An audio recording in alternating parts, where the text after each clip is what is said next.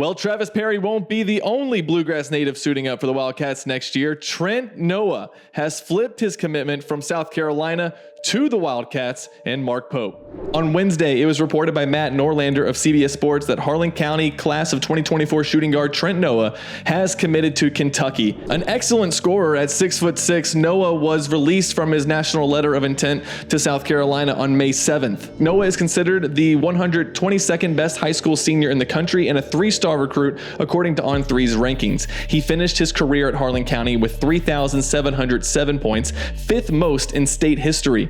Alongside Perry, who scored 5,481 points, the two incoming freshmen will bring over 9,000 career high school points with them to the Kentucky Wildcats. A consistent member of all state teams throughout his entire career at Harlan County, Noah averaged at least 20 points per game since he was a freshman. The Baxter Kentucky product averaged exactly 20 per game as a freshman, 28.1 as a sophomore, and 26.5 as a junior. Noah's senior campaign in 2023-24, though, was his best.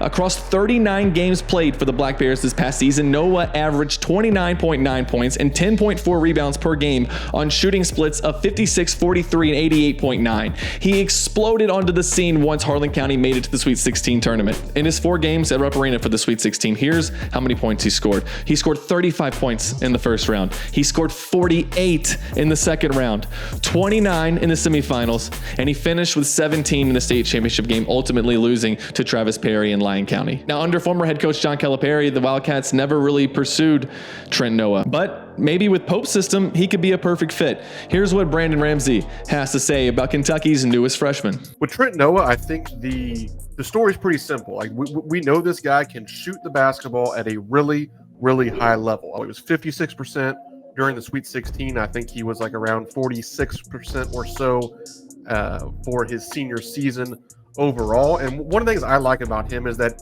he's not just one of these Kentucky kids that we know can shoot the lights out and scored 1 million points at some smaller school or whatever. Like, this is a guy with some physical makeup that translates to college basketball as well. He's 6'6". He is strong and comfortable playing through contact. He is very skilled with the ball in his hands. He handles it well. He processes the game quickly as a passer.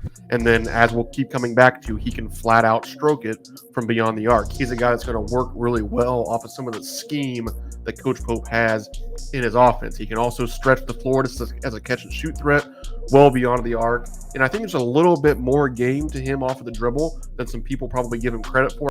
Now, his ceiling, I think, has to do with what a college strength and conditioning program and weight room does for him physically and athletically.